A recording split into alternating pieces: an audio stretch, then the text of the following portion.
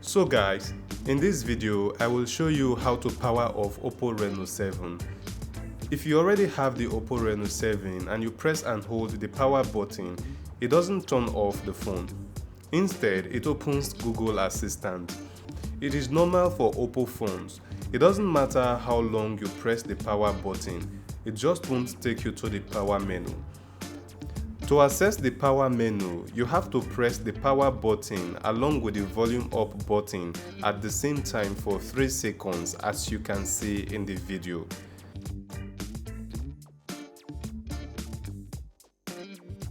This will take you to the power menu where you can either restart your Reno 7 or shut it down. Alright, that's how to shut down the Oppo Reno 7.